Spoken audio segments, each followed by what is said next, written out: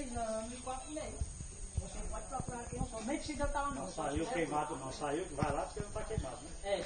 Eu só te levo lá, ó Dani, só me informa que esse homem aí, eu vou saindo.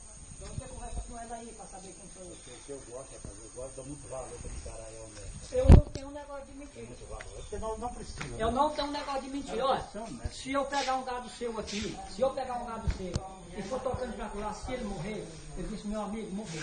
Então não precisa nem minha vida. Agora, se eu bater no gado seu, e derrubar o gado, eu mato o seu,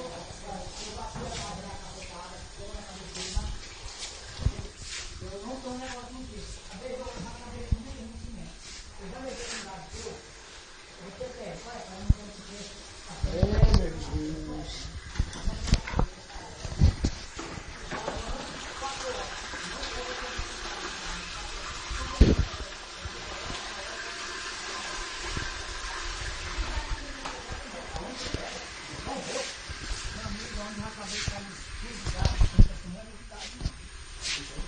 Aqui essa região aqui não tem. Agora você quer abastecer. Vamos dividir. Vamos a união. O rumo que você tem a certa parte ali, aqui transformando. Aí você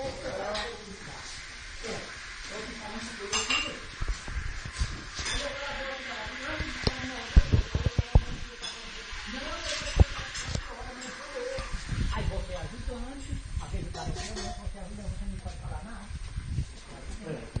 Pois eu não, pois você pode confiar, porque eu não tenho negócio de mentira. Se eu fazer, eu digo pra você que eu fiz. Eu assumo que eu faço. Rapaz, eu sou mais ferrado, diabo de mentira. Eu não tenho de Eu sou um peão escroto. Você tem um que não gosta de mim, que eu gosto de falar. Eu falo sem falar bom mesmo.